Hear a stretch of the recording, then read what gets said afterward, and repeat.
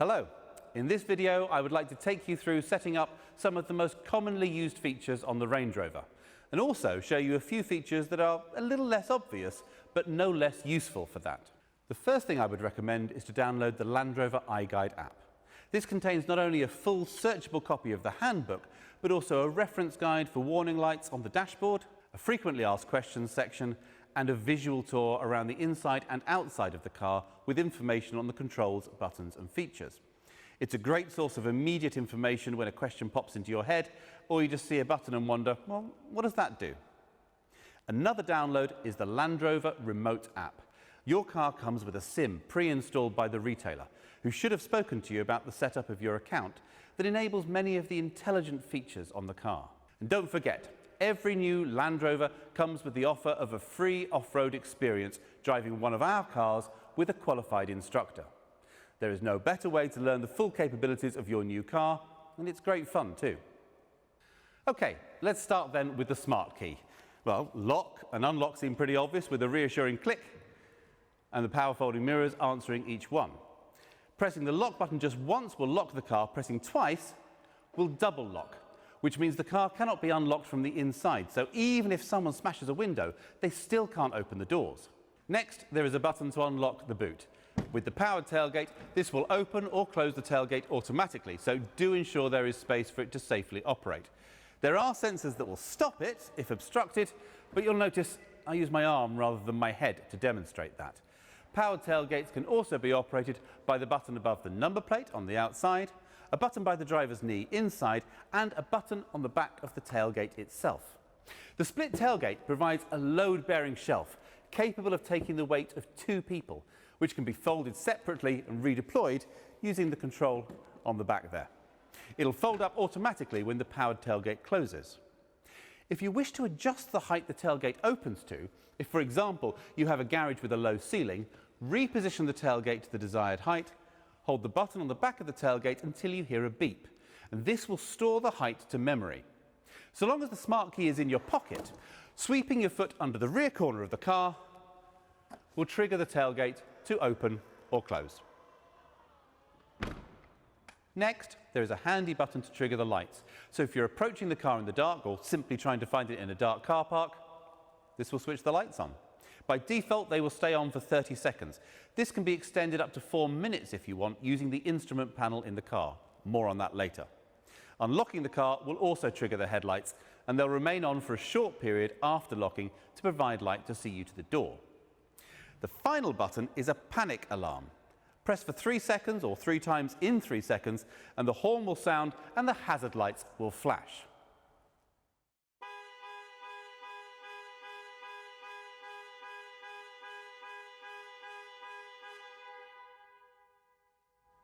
After 5 seconds, this can be cancelled by holding the button for a further 3 seconds. Holding the unlock button down will operate global opening, lowering all the windows to allow air into the car before you enter on a hot day.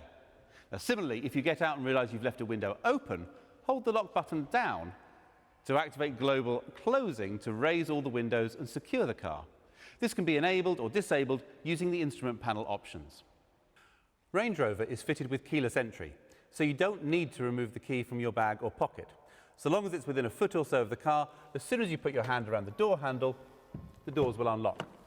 When you leave the car, place your thumb on the end of the door handle to secure the vehicle. Getting into the car then, the first thing you need to do is find a comfortable position. Seat controls can be found on the driver's door. Steering wheel adjustment is powered using the joystick on the right-hand side of the steering column. Mirrors are adjusted using the controls on the driver's door. Select which mirror to adjust using the buttons, and then use the joystick to adjust the angles. The button just next to this will fold both mirrors in, useful if squeezing through a tight gap. Once everything is adjusted to your satisfaction, you can save these positions with the memory button. Just press M, and then one of the numbers within 5 seconds. You'll hear a chime to confirm that it is saved. You can switch between stored settings just by pressing these numbered buttons. Great if you share the car with another driver. Controls for the electric windows are located on the top of the driver's door. Locking the operation of the windows from the rear seats will also engage the child locks on the rear doors. Most people will want to leave their windscreen wipers set to auto. Move the stalk to its lowest position and then come up one notch. Sensitivity can be adjusted using the rotating collar. Pull forward for screen wash. The outer collar operates the rear wiper, and the buttons on the end controls the rear screen wash. Similarly, the headlights are best set to auto by rotating the outer collar. Pulling the stalk towards you will flash the main beam. When driving at night, pushing the stalk away from you will toggle the main beam on and off.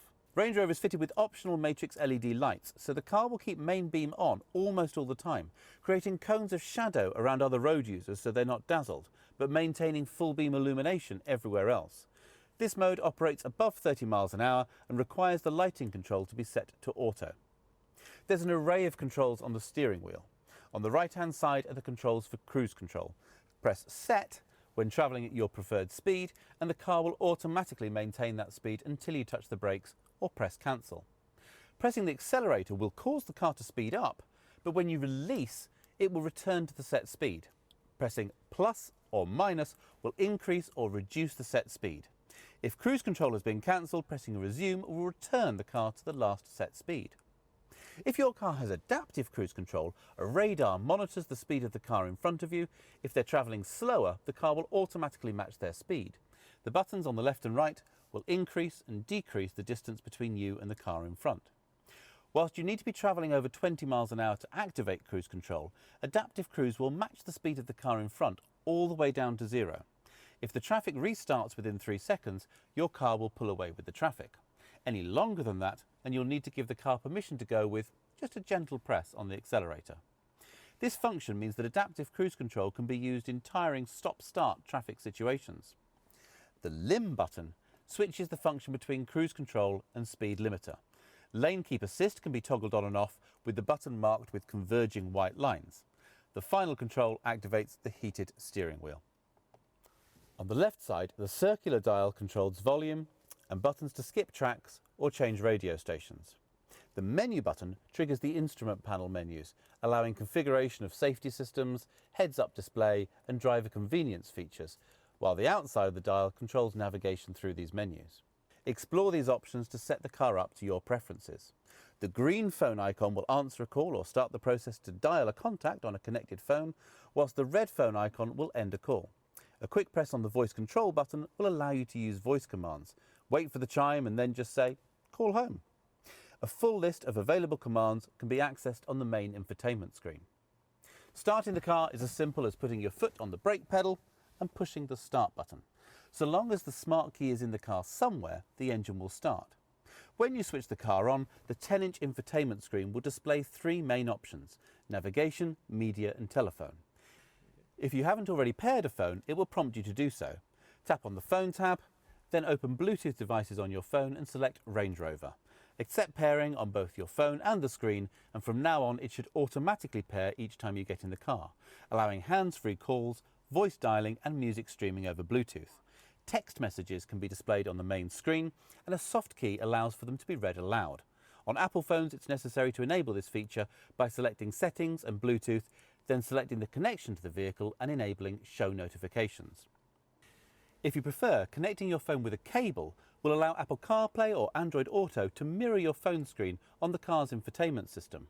A long press of the voice command button on the steering wheel will then connect you to your phone's voice assistant. Going back to the home page, tapping on the Media tab will take us to the DAB radio. Tapping Source will reveal the phone that we've just paired as a possible audio source.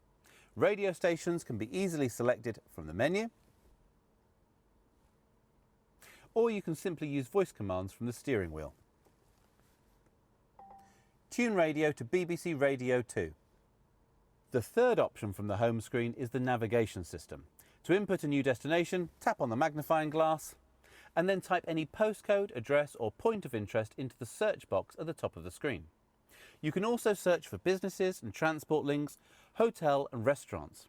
Where possible, the system will show TripAdvisor reviews. Destinations can be easily set by voice. Navigation, take me to 33 Baker Street, London. As well as appearing on the main 10-inch screen, navigation instructions will also be shown on the cluster display in front of the driver. The display can be reconfigured for a 1 or 2 dial display by pressing Menu and selecting Display Options. You can even bring the map across the whole screen, retaining a digital readout of your speed. RangeRover is supplied with a 4G data connection to allow over-the-air updates of the infotainment systems and maps, and provide live traffic, flight information and internet search. When the system has an update available, it will alert the driver on the main menu screen and ask for permission to update when you switch off the engine. Only agree at a convenient time, as the car must then remain switched off and locked for up to 30 minutes whilst the update is applied. Swiping to the left from the home screen reveals additional features such as 4x4 information and driving efficiency analysis, and options for smart settings. The car can be set to recognise different drivers, either by different smart keys or the signal from their mobile phone, so the system can develop separate profiles for each driver's preferences. If memory seats are fitted, this starts with automatically putting the seat in the correct position for each driver. It can also analyse behaviour to pre-select navigation routes based on your regular routine, store audio preferences and remember climate settings. So the car might automatically put the heated seats on when it's below 6 degrees outside. Remember that you listen to a particular radio station on the way to work, but listen to a podcast on the way home. Know that on Thursday you come home via the gym and set the navigation accordingly. It will also remember that you like a one-dial display, but your partner prefers 2 dials with the map shown between them. Obviously, this involves storing a level of personal data, so when setting the system up, you can choose what data is stored on each profile. If you don't want it to store location data or information on your phone calling habits, just deselect these options. PHEV models have a MyEV feature, which allows charge to be conserved by enabling save mode.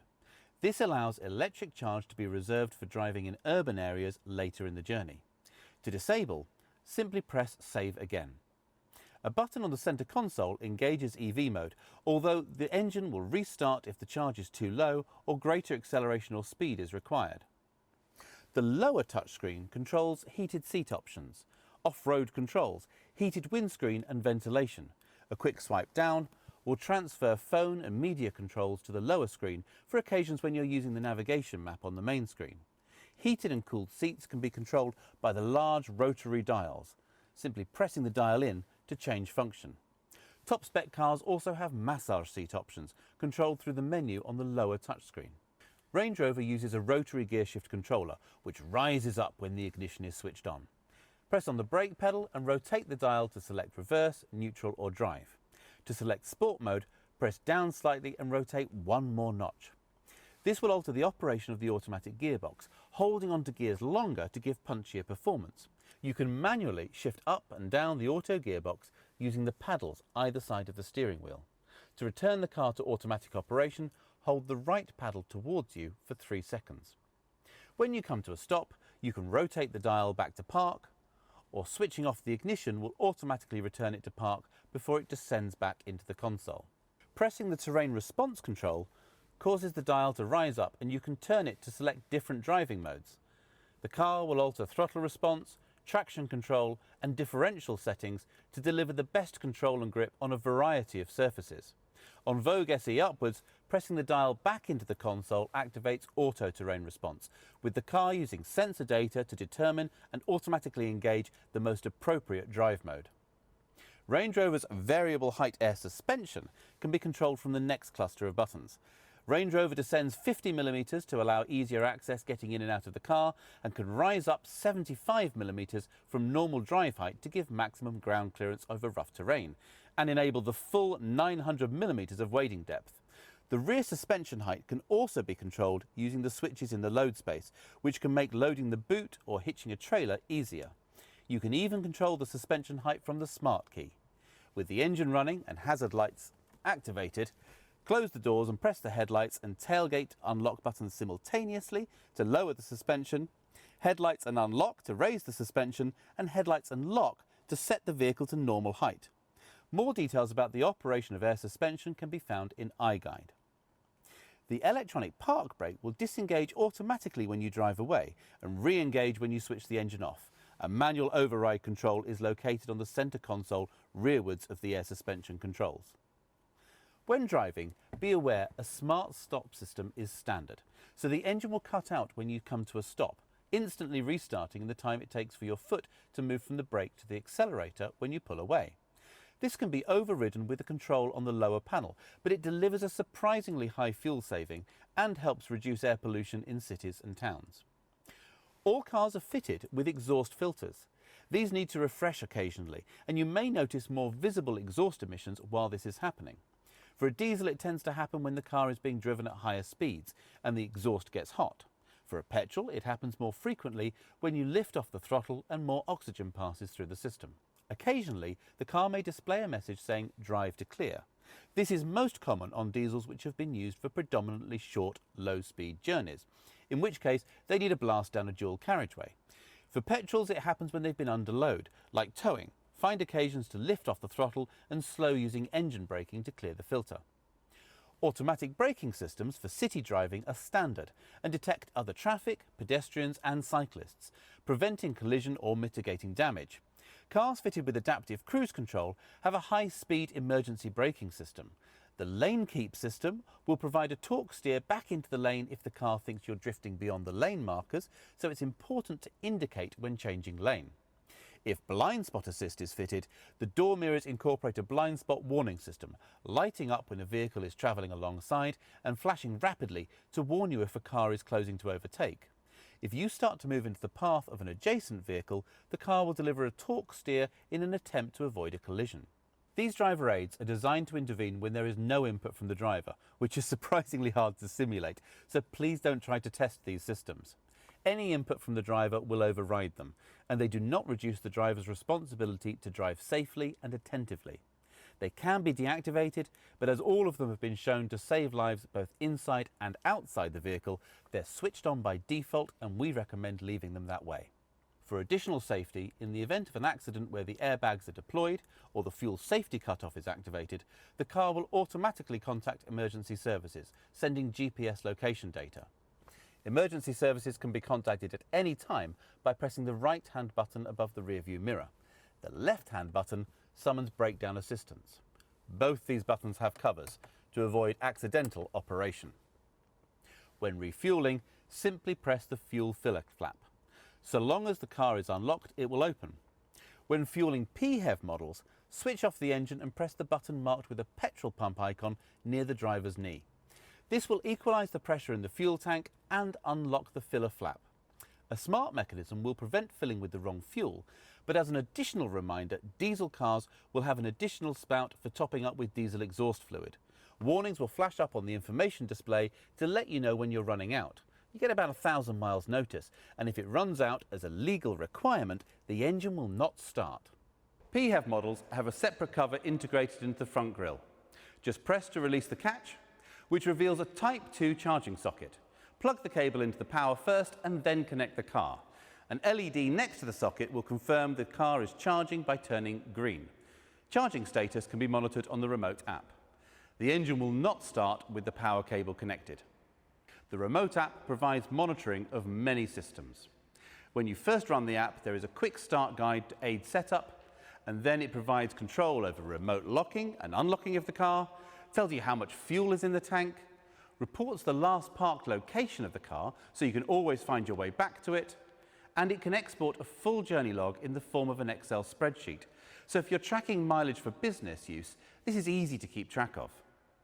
It also provides remote activation of the climate system, cooling the interior in summer before you get in, or warming and de-icing the car in winter while keeping the car fully secure.